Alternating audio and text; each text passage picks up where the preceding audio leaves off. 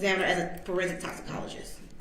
Yes, I worked there from April 20th, 2014 to December of 2019.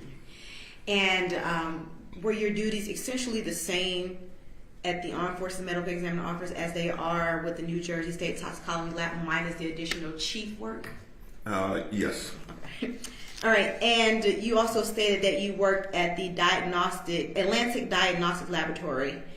Correct. And you served there as the director of forensic toxicology. Is that essentially your role at the Atlantic Diagnostic Laboratory is essentially the same as your roles at the Armed Forces Medical Examiner and the New Jersey State Toxicology Laboratory? Correct. Let me interrupt for 1 second. For purposes of this hearing, are you willing to stipulate to his qualifications as an expert?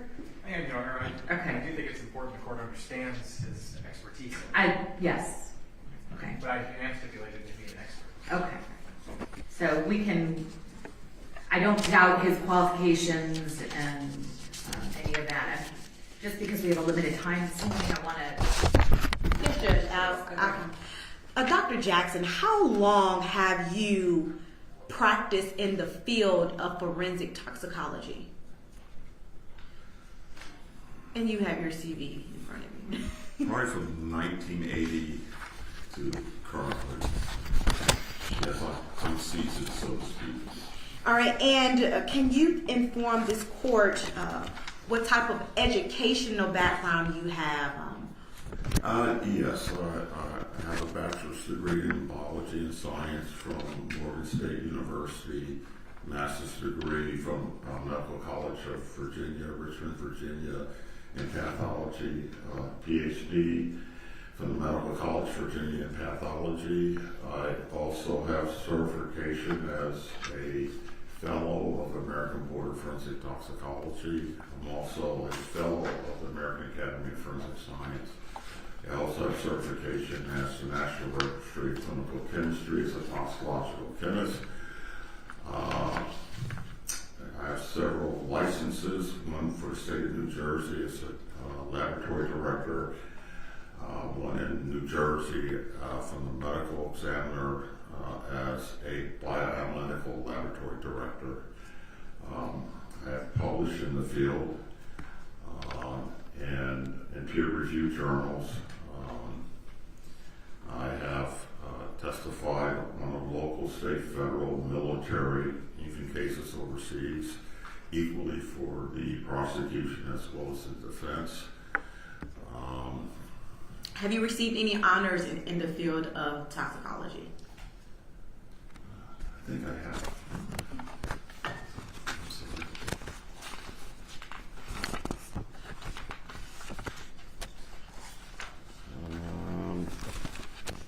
Page 7. Page 7 of your CV. Smith-Kline Bryan Award for Scientific Research. I received a graduate fellowship. I also was awarded with the National NIDA post predoctoral fellowship and a CPDD travel award for my research. I think I have a pretty good understanding of his background and his training and experience. So let's move on from there. Yes, Your Honor. All right. You stated that you have served since the 80s as a toxicologist. Specifically, you serve as a forensic toxicologist. Can you explain to the jury, to the court, what is forensic toxicology? Yes, toxicology is the study of the effects of many xenobiotics on living organisms. Just speak directly in the mic. Yeah. Okay. Oh, I'm sorry. Did you get that? Okay. Toxicology is the study of adverse effects of chemicals or xenobiotics on living organisms. Forensic toxicology is the application of the field of toxicology to medical legal issues, such as the issues before the court today. Is there a difference when you speak on forensic toxicology in reference to living organisms or deceased organisms? I'm sorry, could you repeat that? Yes. When talking about forensic toxicology, are you talking about organisms that may have been living or organisms that are no longer living? Well, both. Forensic toxicology, you may find forensic toxicology in the field of drug under influence. Of course, the individuals are alive at that point. And also in post-mortem cases where the individual has passed on. In your current role and in your role back in 1999, did you deal with organisms that were post-mortem as well as organisms that were living? Back in 1999, I was doing both. I did clinical toxicology as well as forensic toxicology. All right. So I want to direct you back to 1999. During that time frame, what organization or company were you working for? At that time, I was employed by National Medical Service in Willow Grove, Pennsylvania. And were you employed there as a forensic toxicologist? Yes, I was. And can you explain to the jury what did you do while working at the National Medical Services? Well, I had a number of duties, but one of the duties was to oversee the analysis and provide interpretation to our clients concerning post-mortem toxicology as well as clinical toxicology. And what is the difference between clinical toxicology and post-mortem toxicology?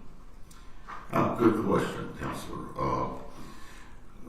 Post-mortem toxicology deals with the field of toxicology in individuals who have died. In clinical toxicology, we're dealing with living people. We're dealing with analysis of many different drugs in the living people and providing interpretation to our clients, generally a clinician. In post-mortem toxicology, we're providing information to the medical examiner. And so I want to direct you to a specific case that you did in 1999. Yeah, may I approach? Yes.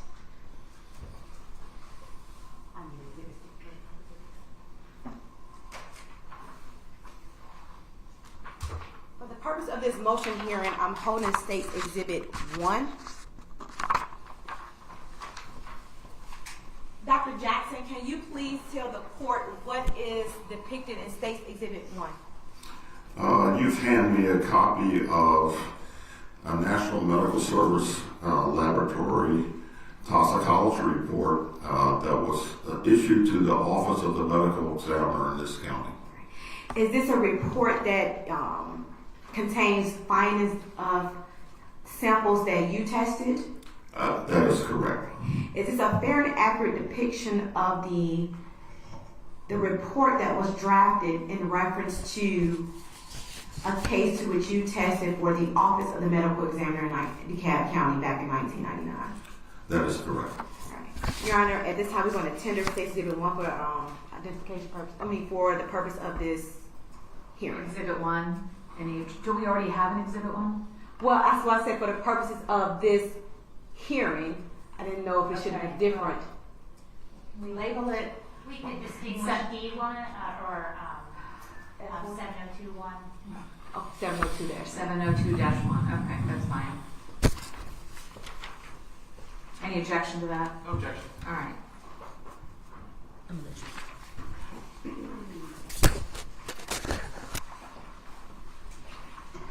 All right, so I want to speak with you about the NMS control number. What is that? That each sample that comes into the laboratory is given a unique identifier number. And in this particular case, the unique identifier number is 313364. And the toxicology report and there's a number that is stated, that is depicted on this paper after that statement. Do you know what that number refers to? Yes, this would be our client's identifier number. So So can you tell us what is the process by which specimens are brought to the National Medical Services when they come from out of state? They either can come by courier, or they can be delivered personally by an agency. They're received in a secure specimen receiving area with limited access. The specimens never leave that area. The specimens are inspected. They're assigned a unique identifier number. The paperwork is then forwarded to a toxicologist. In this case, it was me. All right. And so, what were you asked to examine for this case? We received at National Medical Service a portion of skeletal muscle. All right. And how many samples did you receive? We received two samples of skeletal muscle. All right. And what were you asked to test in reference? What were you asked to perform on those skeletal muscle samples that you received? We were asked to determine, analyze for any type of xenobiotic or drug in skeletal muscle. And were you asked to test just therapeutic drugs or illicit drugs or both? In this type of analysis, we look for everything. So both therapeutic and illicit drugs. So what type of procedures or tests did you use to determine what kind of drugs may have been found within these samples? We use a variety of tests. The most definitive test that we used was gas chromatography, mass spectrometry. And so when you perform the gas chromatography test and the mass spectrometry, what were your findings in this case? Upon the findings, what we found was acetaminophen, we found diphenhydramine, and the metabolite for diphenhydramine. All right. And how long, can you walk me through the process by which you go through in order to obtain these results as you complete these tests? What does it entail? Can we skip the process and just get to the gist of it for purposes of this hearing only? Okay. All right. All right, so I want to talk to you about that. Let's first address that acetaminophen that was found in the samples. How much acetaminophen was found? 93 micrograms per gram. And how much dihydrohydramine was found in the sample? Approximately 2,000 nanograms per gram. The Benadryl portion. Yes. Is that right? That's correct. How much was that? Approximately 2,000 nanograms per gram. All right. And then you stated that there was a diphenhydramine metabolite present. What does that mean? We found the metabolite. Let me backtrack a little bit. Okay. When you take a drug into your body, anything into your body, it gets absorbed, it gets distributed throughout the whole body, and it gets metabolized. It gets broken down to something that the body will excrete, and that's elimination. So it indicates that diphenhydramine was metabolized.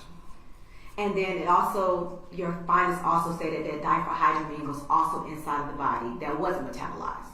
Inside of the sample that wasn't metabolized. Yes, so we found the parent compound and we found the metabolite as well in the skeletal muscle. Understood. Other than these findings, was there anything else of significance that was found within these samples? No. The presence of acetaminophen and diphenhydramine in the skeletal muscle, can you tell us when those substances were ingested into this sample? Given the nature of the specimen and the history, I cannot say with scientific certainty when this individual was exposed to diphenhydramine and acetaminophen. can you tell this court whether or not it was exposed before death, after death? Is that a finding that you can make? Yes, I can, because that we actually found it in the skeletal muscle. The exposure was before death. All right, and are you able to determine whether or not the 93 macrograms of acetaminophen and the 2,000 nanograms of diphenhydramine, are you able to tell this court whether or not that amount in this skeletal muscle is an amount that was lethal? A very good question. Given the nature of the case and the nature of the sample, all I can say is with scientific certainty, Your Honor, is that this individual was exposed to acetaminophen and diphenhydramine. And so you cannot say whether or not it was enough to cause an overdose or underdose. There's not enough information there for me to say whether or not this was an overdose or this was an underdose. And there is not, it's also safe to say that there is not enough information to determine whether or not it was lethal or the level amounted to toxicity. That is correct. I would require more information to actually come up with something that would be within scientific certainty. Like what information would you need? What additional information would you need in order to make that determination? Unlike the clinical field and the forensic field, the level of determination is a little bit higher. So I would need additional specimens like blood, stomach contents, liver, hair, and then once the analysis is complete, Your Honor, then I would have to take a look at all the levels to come to any type of conclusion to give to the medical examiner. I want to talk to you, even though we understand that you were not able to determine the toxicity or whether or not the dosage was an overdose. I want to speak with you in reference to first acetaminophen. Is acetaminophen a relatively safe substance when taking the proper dosage? Yes, and if I may offer this, everything is safe. It's the dose that determines toxicity.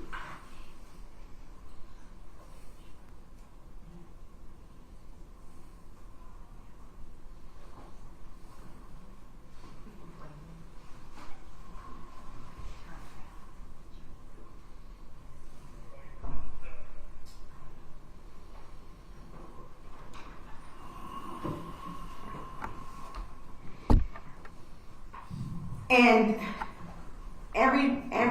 I'm sorry, let me back up. I want to talk to you about, in the event, considering if you have additional samples, if you have additional information, what are some of the symptoms that will cause acute hepatic necrosis? Ooh, you're talking about acetaminophen. Yes. Can you define what that is first? Okay, can you tell the court what is acute hepatic necrosis?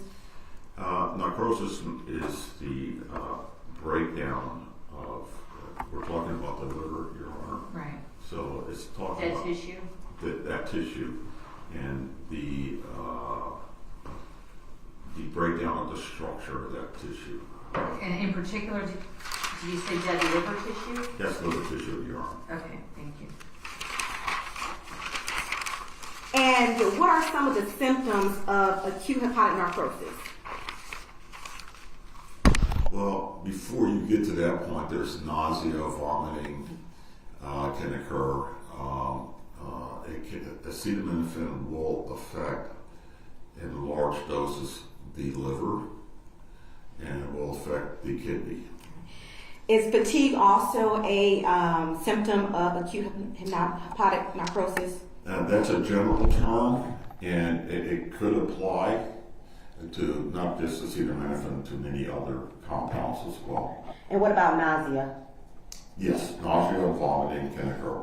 And if these symptoms does occur, can acute hepatic narcosis be treated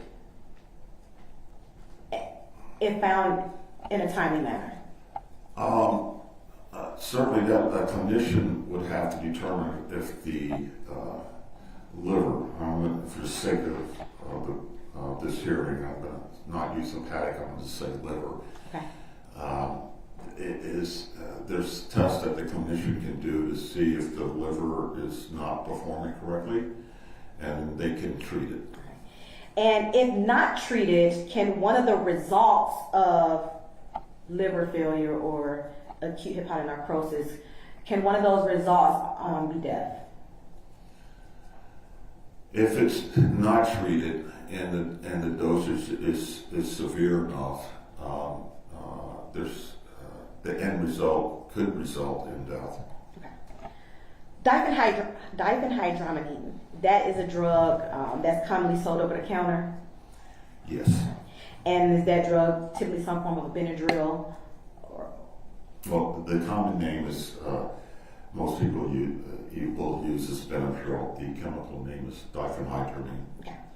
And is diphenhydramine a relatively safe substance when taken a proper dosage? Yes. Again, everything is safe. Dose determines toxicity. So I want to talk to you about acute diphenhydramine toxicity. Can you tell the court what that is? There's several side effects. Okay. Of course, you always have nausea, vomiting. It can affect the heart rate, conduction, low blood pressure. You can have stupor, coma, and unfortunately, it can result in death.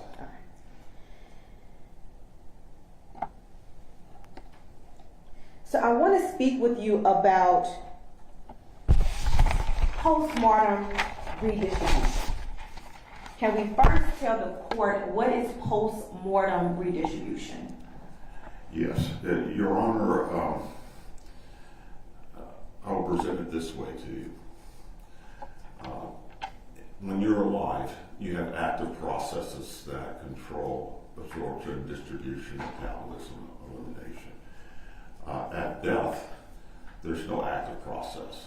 What we have is a passive process in which compounds will move from areas of high concentration to low concentration. And to give you a prime example, let's say I have a clear vessel. I have a partition in between. I have this much water in one. I'm sorry. No, you're fine. And this much in the other one. I have a pump right here.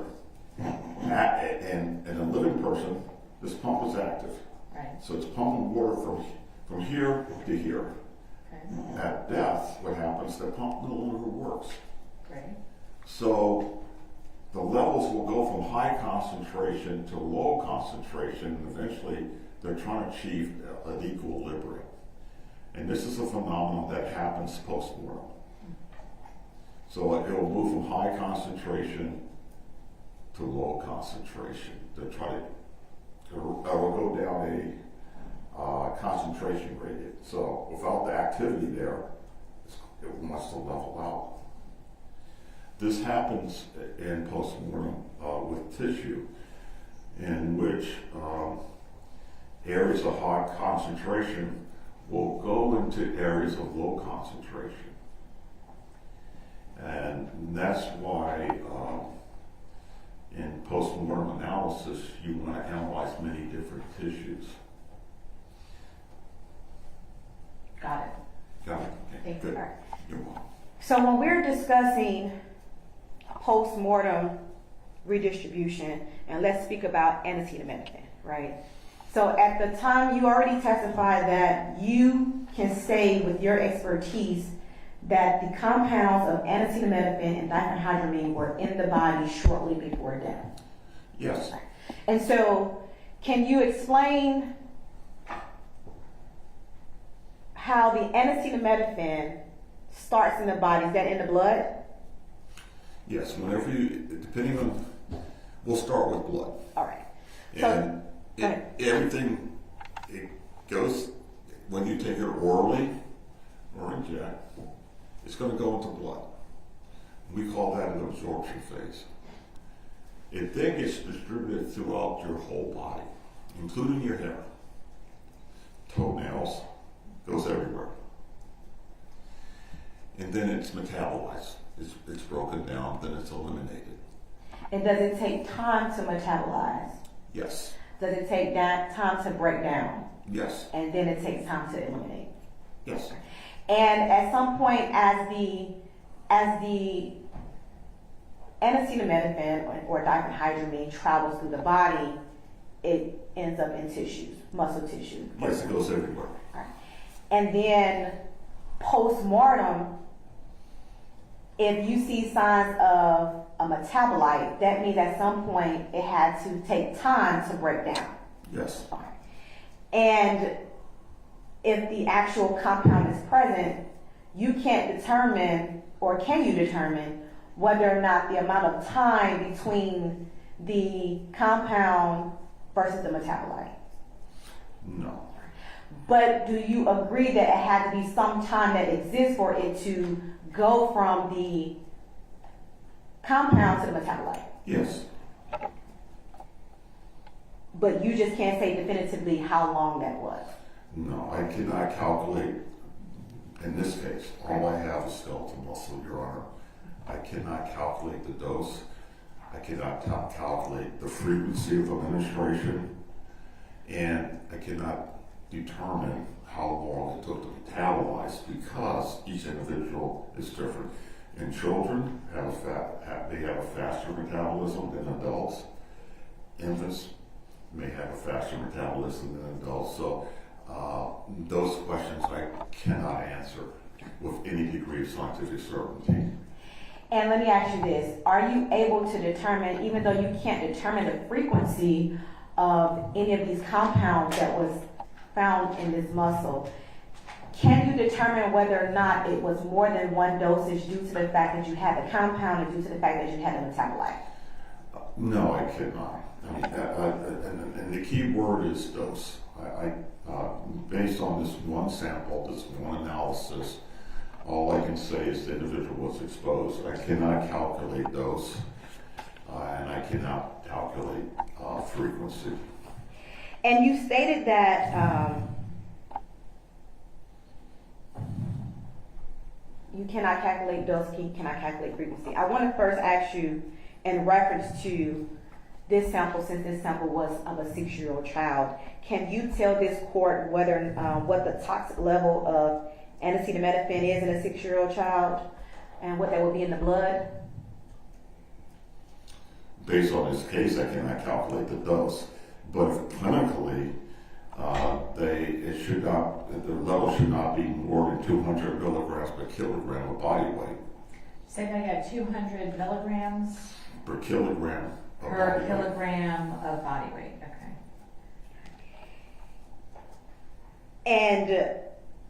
And that would be the toxic level. Well, that would be at that point at 200 milligrams per kilogram of body weight. Is that the recommended level, or is that the That's level the of toxicity? maximum you should actually give a child from up to 6 years old. And is that the same for diphenhydramine? It's approximately the same, yes. So anything beyond the 200 milligrams per kilogram of the body weight will possibly be a level of toxicity. And you may achieve side effects at that level, and it could occur at a much lower level. It's difficult to postulate, but certainly from a clinical point of view, at that point with both drugs, you want to be aware. From a clinical point of view, how is it fair to say that you don't have a lot of samples when it comes to children to test clinically?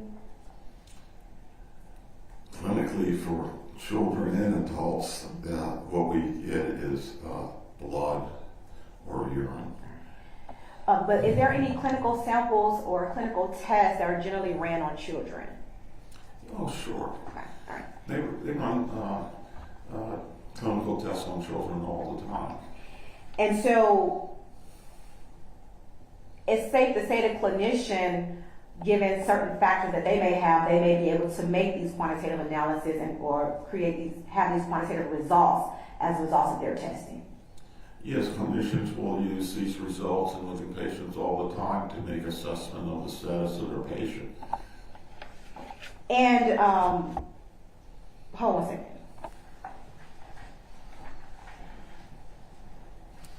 Am I clear with you, Honor? You're fine. Thank you.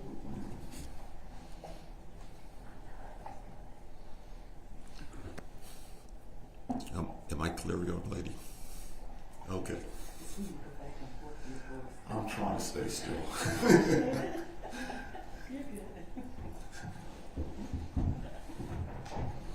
You know what it is? I'm used to talking to the jury or to the judge. So I tend to walk that way.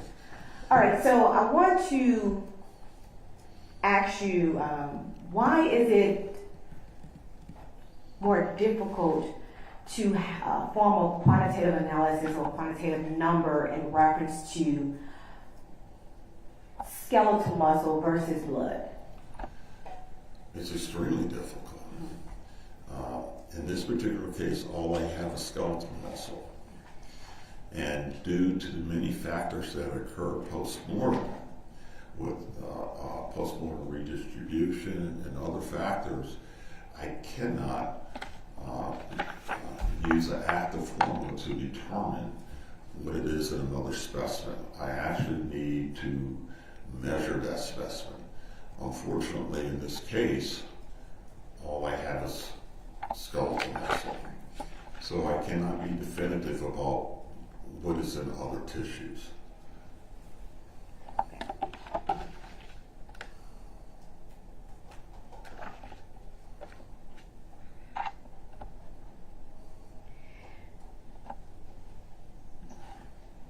You have worked on cold cases before, Yes, ma'am. and it's fair to say you've worked on more than one. This isn't your first cold case. No, this is not my first, so yes. Is it fair to say that in some in your postmortem cases or your cold cases that you may only have muscle tissue when the body is found in the skeleton form? That's fair to say. Sometimes I don't even, there's not even bone marrow. It depends on the degree of decomposition.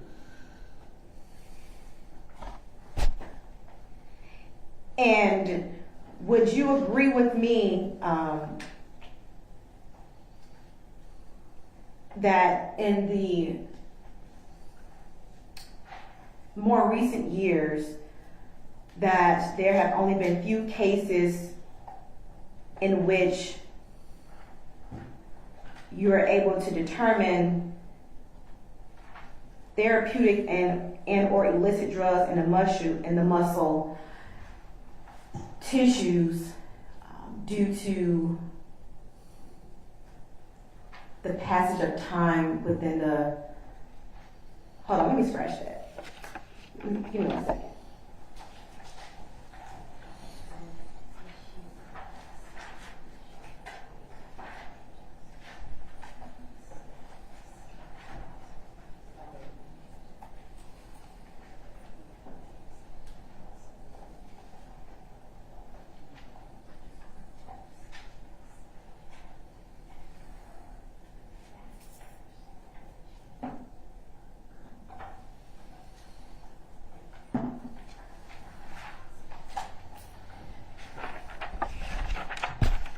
Dr. Jackson, would you agree with me that when dealing with muscle tissue and seriously decomposed organisms that there is not a lot of studies that talks about the quantitative analysis and the ability to quantify any type of therapeutic or elicited drugs within those skeletal muscle tissues that may have been located. If I understand your question correctly,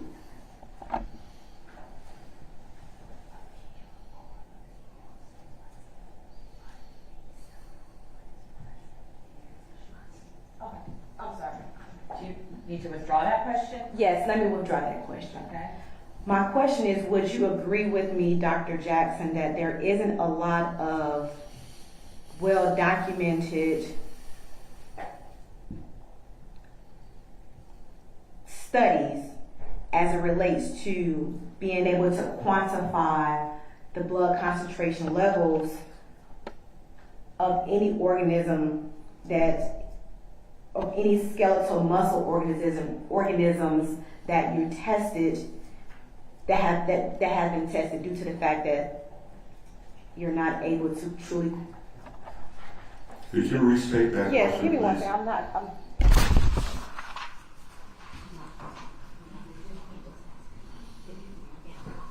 Your Honor, if I may ask a couple of questions. Do you have any objection? It doesn't matter. Okay, but for purpose of expediency, let's go ahead. Dr. Jackson, would you agree that the study of compounds or substances occurring in decomposed remains in the skeletal muscle and then trying to obtain a calculation of what would be in the blood based thereon, that there just aren't very many? I will answer your question this way. We have a lot of studies where we've measured compounds in muscle and other tissue and decomposed tissue. The ability to extrapolate those findings to other tissues is very limited due to some of the factors that I've mentioned before.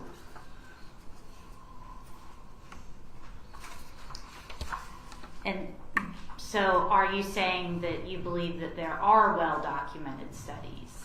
There's well-documented studies on the analysis of tissue like skeletal muscle and liver that is decomposed. The issue is taking those findings and trying to extrapolate to another tissue such as blood. That's been, quite frankly, almost impossible to do because of many different factors that are present post-mortem. So we tend to say that the individual has been exposed. Now, if I had additional tissue, like blood, then I could be more definitive.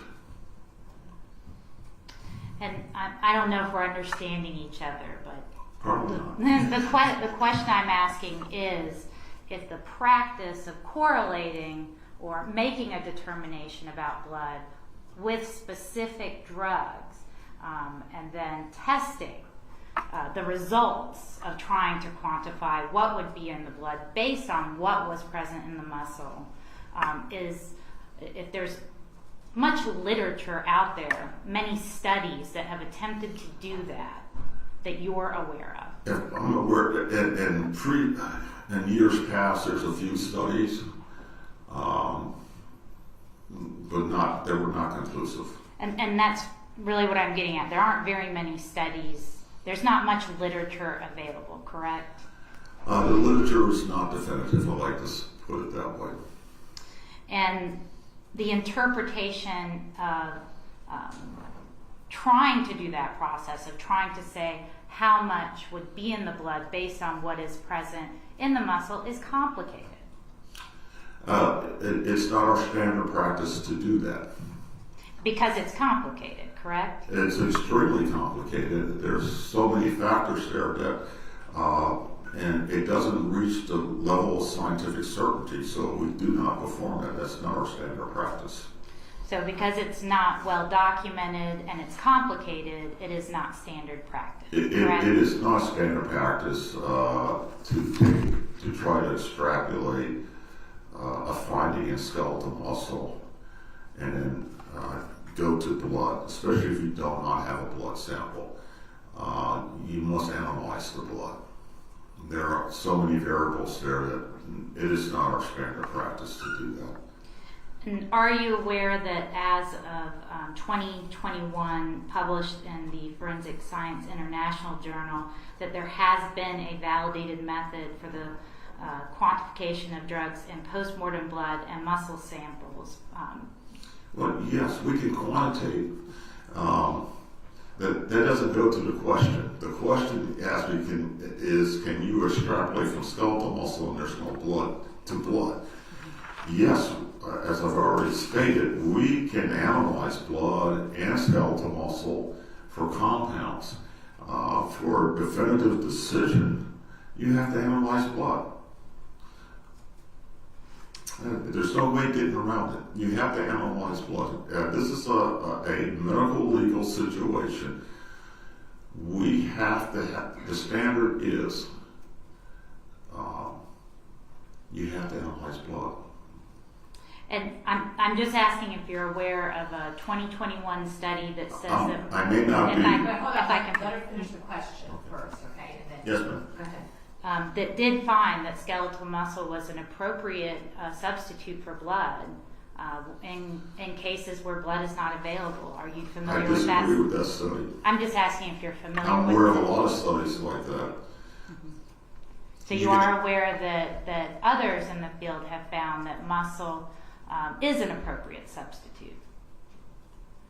I'm not asking whether you agree with them. I'm just asking if you're aware that others have found, written and been published about muscle being an appropriate substitute. Well, certainly. Okay. But if you look closely at the article, And Dr. Jackson, I'm just He asking has the right to explain if his he's answer. aware. I understand. He has the right to explain his answer. It's going to come out on cross anyway, so let's do it.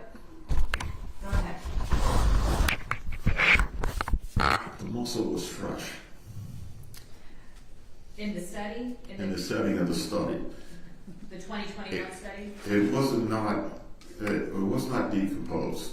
And Dr. Jackson, I'm going to have to disagree. The study was specific to cases where blood wasn't available because of decomposed or skeletal remains. I can present you with a copy. I do not share that opinion. I don't share the opinion. Can we make sure we're talking about the same study? Let me have him look at it.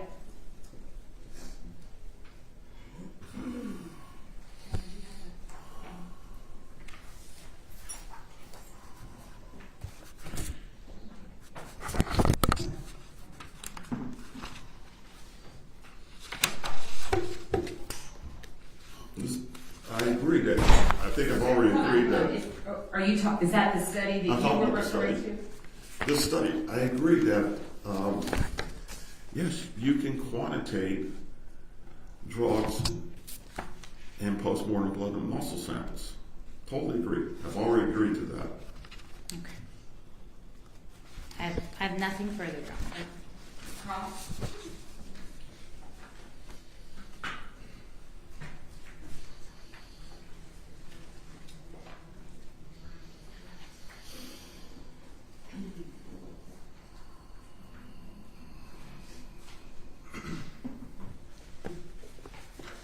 Good morning, Dr. Jackson. Good morning, sir. In that study that the state presented to you, is there a significance that they were studying muscular homogenate? Is that something that's significant? What we tend to do with solid tissues is make a slurry. Wait a minute, what is muscle hydrogenate? I believe that's what he is going to explain what that means. Okay, tell me what that is.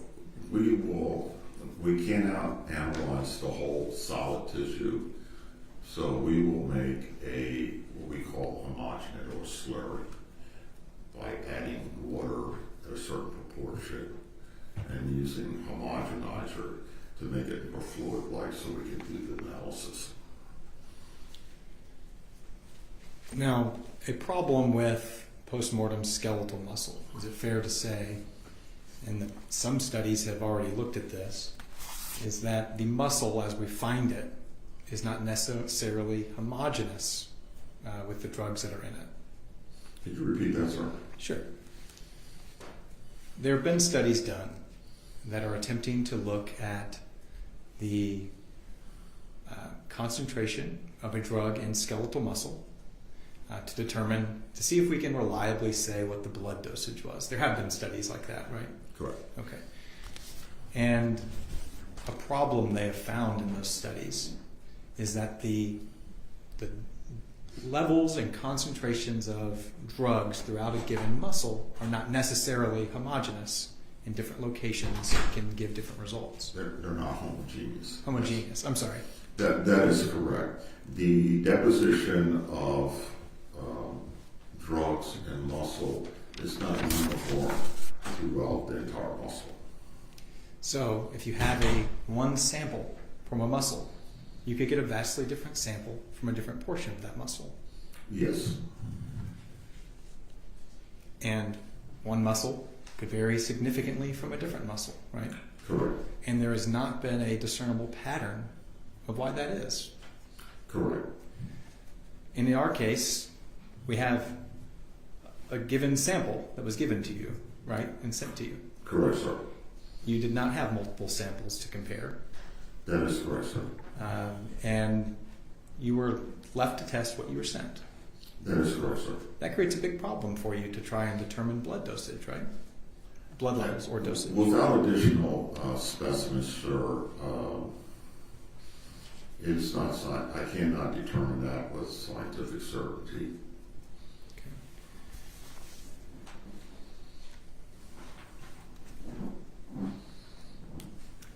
Now, the study that the state presented you, how do you distinguish their findings to our case presently? We'll have to take a look at it real quick. Take a look.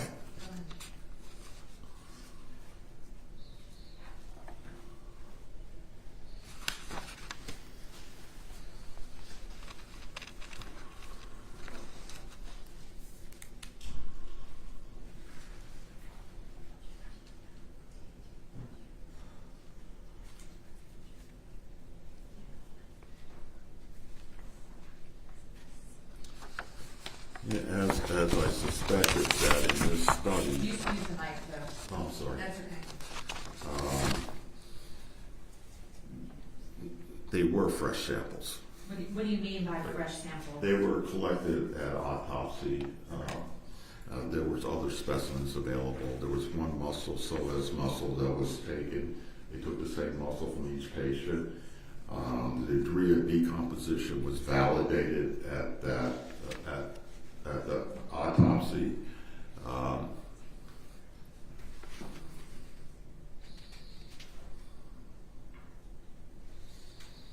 They had there was other signs for them to discuss the stages of decomposition, which is not available. So understanding this study, and now that you've looked at it, it's not that you disagree with what they found, it's that you distinguish it from our case presently. Yes, I definitely distinguish this study from the case before the court. Right. Dr. Jackson, are you aware, have you been made aware of the opinion of Mark Gonzalez as he's been consulted in this case? I've been made aware. All right. And you understand that he is attempting to quantify dosages and blood levels based on skeletal muscle, right? Are you aware that's what he's attempting to do? Yes. All right.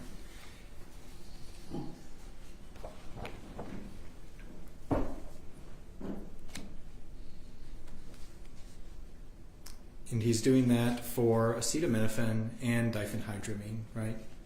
Correct. And his findings were that he can use a formula to determine, based on the skeletal muscle concentration, to determine the blood level at the time of ingestion, correct? Correct. And his opinion is that this represented, from your findings and your measurement of concentration in the muscle, represents a lethal dose or certainly an overdose.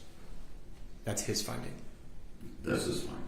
He also has found, his opinion is that the amounts of the drugs represent that the drugs were given on a chronic basis. I'm sorry. That the amounts of the drugs, the concentrations, I shouldn't say amounts, the concentrations can tell him that this represents that the drug was given on a chronic basis. Are you aware he's attempting to opine? That's my understanding. And also that the fact that there is a metabolite present for diphenhydramine, he's attempting to give the opinion that this also represents that this was given on a chronic basis. Is that right? That's my understanding. Is it safe to say you wholeheartedly agree or disagree with his approach to this? I would say I disagree. I do not share his opinion on his findings. Wait, say that again? You shared his opinion? I do not share. Oh, okay. All right.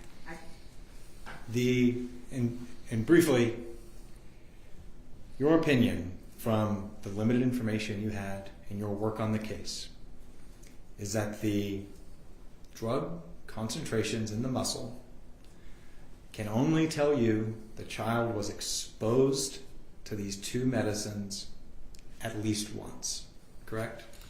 It tells me that my opinion is that the individual was exposed to those two drugs.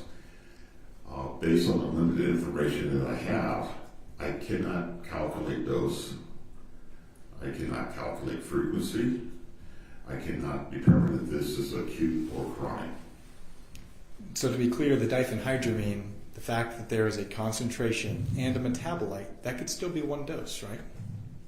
Yeah, I can't determine, I cannot, with scientific certainty, determine frequency. Okay. It certainly could be one dose, it could be multiple doses. I just cannot say with scientific certainty.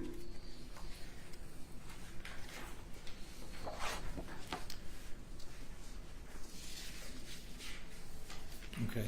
And the studies relating to skeletal muscle to determine dosages, the studies say that it's not suitable without other factors for quantitative analysis, right?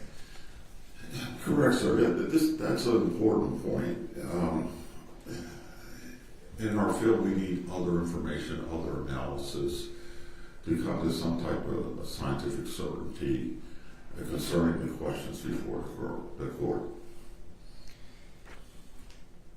But trying to come to giving a quantitative analysis is the exact thing that Mark Gonzalez is attempting to do. As I said before, I do not share his opinion, Right. and it's based on some of the factors that I've discussed before, post-mortem redistribution and other factors. I would have to assume that the findings in the skeletal muscle represented what was present pre-mortem, which I cannot in this particular case. The individual was badly decomposed. We have post-mortem redistribution and other factors. So the best I can say is that the individual was exposed to these compounds, given the limited sample, and I cannot determine with all other specimens dose or frequency, acute or chronic. I have a few questions that I want to ask you about the attempt to extrapolate or formulate that Dr. Gonzalez is making, okay? Okay. Is this calculation or this attempt to calculate, is what he's doing helpful at all to understand what the blood levels or dosage was? I'll answer your question this way. In our field, it's not accepted practice to do that.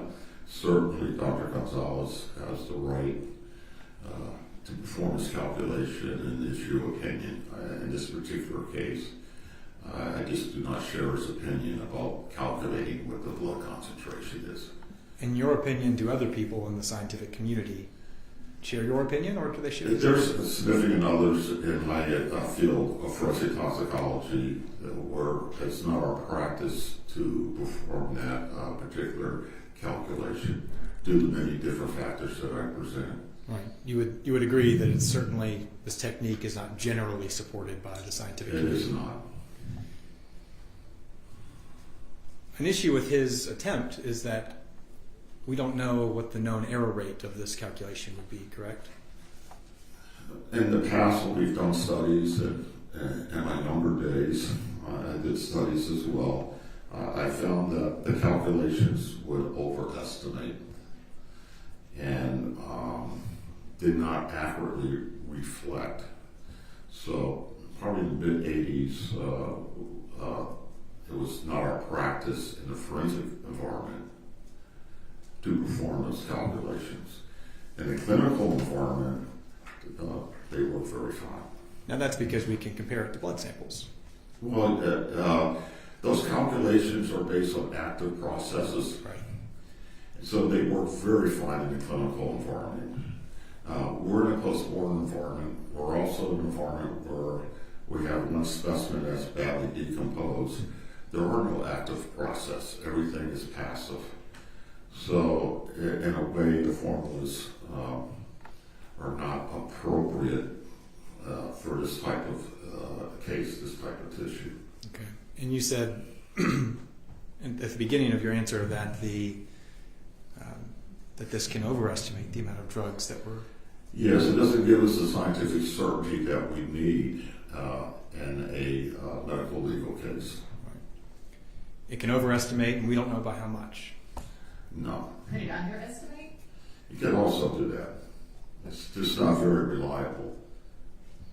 So are you saying that the process used by Gonzalez of using the skeletal muscle to determine the level of toxicity or levels of Tylenol, Benadryl in this sample is not reasonably accepted in the scientific community? Is that what you're saying? That's what I'm saying.